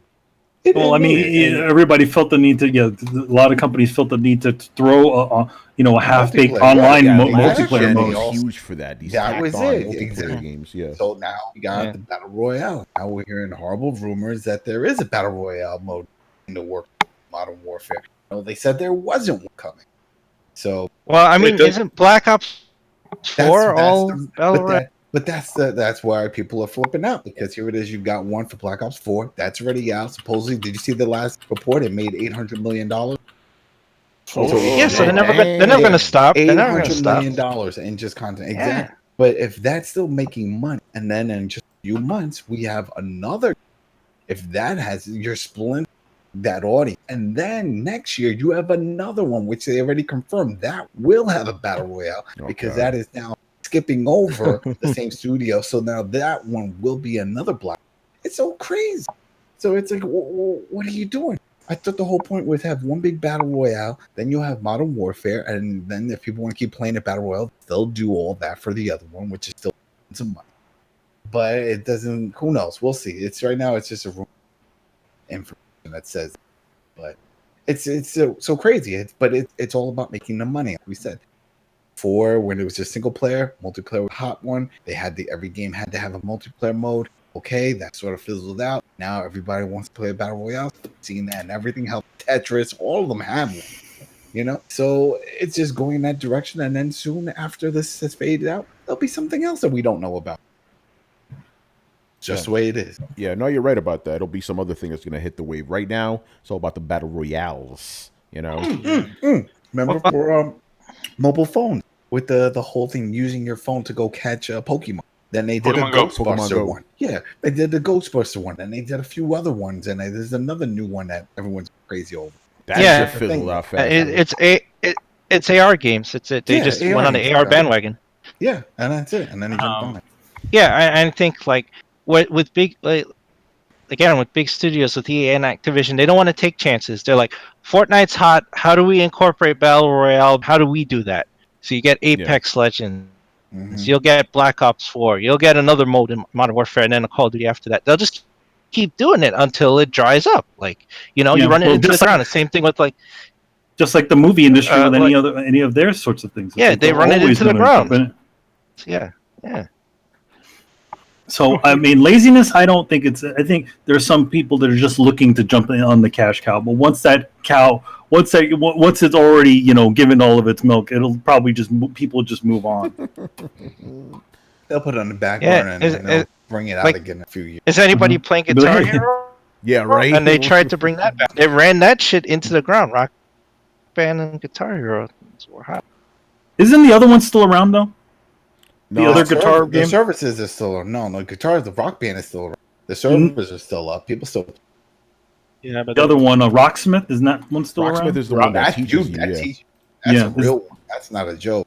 Yeah, that's a real one. No, That's the real one. Guitar Hero That's the real one. That's the I- real one. I That's the real remember one. just recently. Oh wait, just back to wait a minute. Probably about like 7 months ago, I went to a Chuck E. Cheese and I played Guitar Hero. They have one of those guitar machines, Oh yeah, I still arcade got it. machine. yeah, they're pretty. They're they pretty still good. got Right? them. I Yeah. still got. But still got at home, they're pretty Yeah, much yeah. extinct. But remember when everybody was playing those fucking games, man, back in the day? You go to Yeah. Best Buy, everybody's playing them at the kiosks and shit.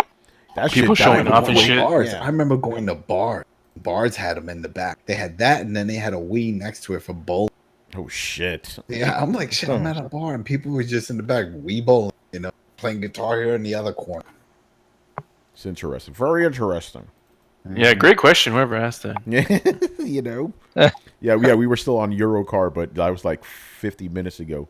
But that's what I love about Throwdown, man. We go on these cool little tangents, man. Give you that knowledge, All right, so I think we're gonna wrap it up because Discord's acting up. Fucking, I hate Google Hangouts, man. We have, by the way, I said this on Twitter. It's just hilarious how we always have to rechange our format because because the services force us to. But we're still here, man. We're still kicking. And we're about to hit episode 250 of both episodes very soon. People, throw down, man. We're like roaches, man. We don't die. We just keep going. Throw Can't a bomb stop, at won't us. stop. Fuck it. Damn, I got so much shit here now. Throw down schedule. Here we go. Okay, so how to submit your questions. So step 1, you join our Discord. Step 2, on Discord, you go to the Throw Down Your Questions section. And step 3, you submit your questions. You limit them to 2 per episode and make sure they're about gaming people. Although that philosophy one was kind of interesting last week, but, we let that shit slide because we had to fill up time, Yeah, man, so that's it. Thank you for watching and listening. Leave us your questions in the Throwdown Discord server, and we'll answer them on next week's show. Subscribe to Throwdown on SoundCloud, iTunes, and YouTube. Follow us on Twitch, Twitter, and Facebook at Throwdown Show. Links are located in the description below. Once again, our show is Tony Polanco, and tonight's joined by Emilio Lopez. See you later, guys. And yes, don't forget to pick up Excellence 3, which also this month Excellence 4 is coming. So that's also cool. And Contra Rokar is coming. Yay. Chris Seeley. Hey, take care, everyone. Carlos Romero. Peace out. Brett Murdoch. It's been a pleasure, people. Adam No, it Vale, hasn't for now. Have a good week. and Brian Monjoma. Apparently, Twitch is on some bullshit these days. Uh-oh. dude. Oh, What they do, Ray? I just Oh, hope people yeah. would just, Go ahead, Brian. people would just be saying we'll lots talk of about- groceries. Yeah. Oh man. I just hope they don't use our channel to promote porno. We don't need that. Yeah, right. All right, man. We'll see you on Thursday, man. Later. The Later, guys. Well, I mean, if they pay well.